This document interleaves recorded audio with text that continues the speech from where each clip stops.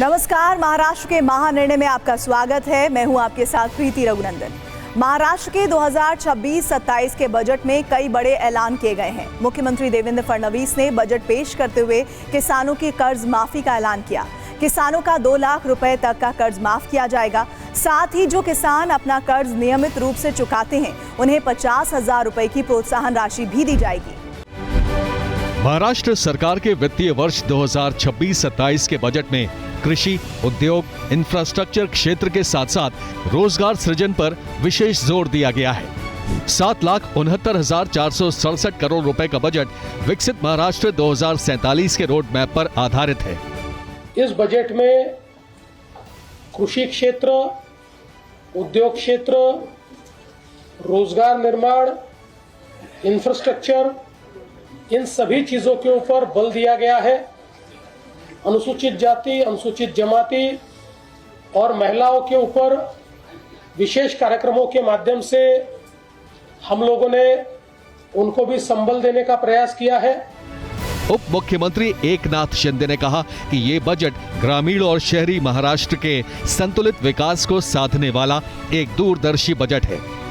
मोठ्या प्रमाणावर योगदान देणारा हा महाराष्ट्राचा अर्थसंकल्प आज आपण पाहिलेला आहे आणि मी त्यामुळे खऱ्या अर्थाने मुख्यमंत्री महोदयांना ॲज अ वित्तमंत्री म्हणून त्यांचं अभिनंदन करतो, कारण त्यांनी सर्वसमावेशक हा अर्थसंकल्प या ठिकाणी मांडलेला आहे। उप मुख्यमंत्री सुनेत्रा अजीत पवार ने बजट को दिवंगत अजीत पवार को समर्पित करने के लिए मुख्यमंत्री का आभार व्यक्त किया। मुख्यमंत्री फडणवीस ने कहा कि महाराष्ट्र में महिलाओं के लिए चलाई जा रही योजनाएं जारी रहेंगी और इसके लिए जरूरी फंड उपलब्ध करा दिया गया है।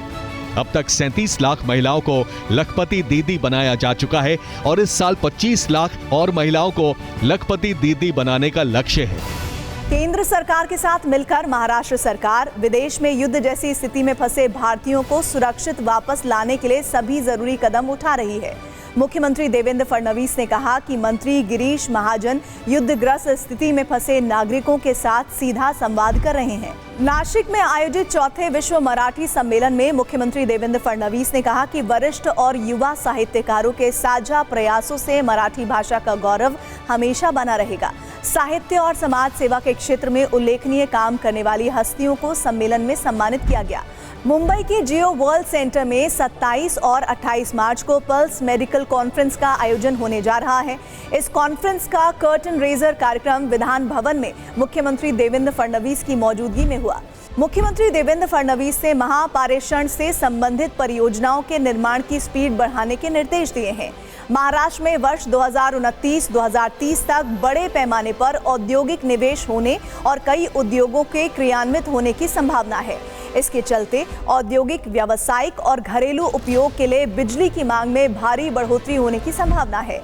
कोल्हापुर के श्री क्षेत्र ज्योतिबा मंदिर और परिसर के 170 करोड़ रुपए के पुनर्विकास कार्यों को मंजूरी दे दी गई।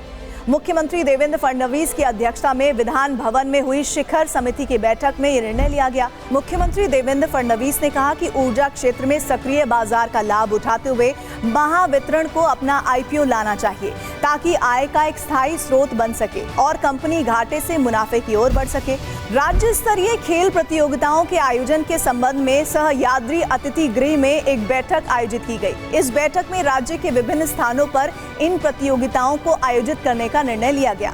ये बैठक खेल एवं युवा कल्याण मंत्री सुनेत्रा अजीत पवार की अध्यक्षता में संपन्न हुई।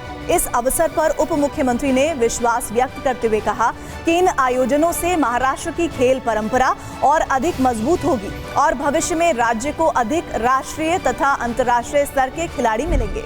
कोंकण के जलमार्ग परिवहन में एक स्वर्णिम अध्याय की शुरुआत हुई है। मुख्यमंत्री फडणवीस के मार्गदर्शन में मंत्री नितेश राणे के ड्रीम प्रोजेक्ट मुंबई विजय दुर्ग रोपैक्स जल परिवहन सेवा का शुभारंभ किया गया। मुंबई के भाऊचा धक्का मजगांव डॉक से मंत्री नितेश राणे द्वारा हरी झंडी दिखाए जाने के बाद इस सेवा की पहली फेरी कोंकण की ओर रवाना हुई। इस ऐतिहासिक अवसर पर मुख्यमंत्री ने इस परियोजना को अपनी शुभकामनाएं दी और इसे राज्य के समुद्री परिवहन के क्षेत्र में एक बड़ी छलांग बताया है।